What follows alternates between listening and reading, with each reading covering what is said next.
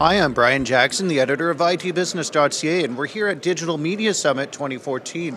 With me, I have Uman Shah, he's in the Global Digital Media Department at Campbell's. Thanks for joining us. Yeah, thanks a lot for having me. Okay, so I was watching some of your session there. It was all about the digital do's and don'ts for sort of a guideline for some marketing departments. Do you want to just start us off with maybe one of the don'ts was don't be afraid, which is sometimes brands, even still today, are afraid of losing control of that conversation on social media? Yeah, it's hopefully becoming less and less common, but certainly when social emerged, lots of brands were afraid of getting involved in the conversation, what that might do, if that might actually have a negative impact on it. And I encourage everybody to really get comfortable with having open dialogues with their audiences. I think there's a lot of value that you can provide, and you paint yourself as an organization that's willing to engage in a discussion openly and constructively.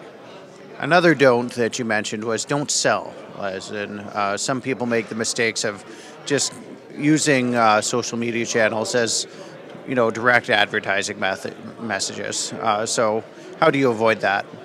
I think the key is to realize that these technologies allow us to reach lots of people and not to get caught up with, well, it lets us do something faster, because it doesn't necessarily help us do it faster. It's a different way of engaging an audience. So if people think of social media, digital media as some steps along a journey, the end goal is certainly for us to make money as organizations, but you want people to feel really good about doing business with you, and most people don't like being sold to. Okay, let's go start talking about some of the do's then, and one of those was to know your audience, and we hear that a lot, but tell me a little bit about how you make sure that you know your audience. Yeah, the audience is key. Everybody should start when they're building a strategy, start with audience. And there are a lot of tools out there. Once you understand the small list of people, smaller, finite group of people that you're trying to reach as your audience, there are lots of tools out there to help you understand their behaviors, what channels they're active in, their interests, what they find valuable, and it's somewhat of a research project that you undertake to really understand behaviorally what drives them. In a way, it's more of a psychology problem than it is a marketing problem. You're trying to understand what they find valuable, so that way when you're building your marketing campaigns, you're actually doing something that they want you to do. Makes sense. Yeah. Maybe share one more thing that we should be doing. Yeah, I think another big thing in my history, I've really focused on data.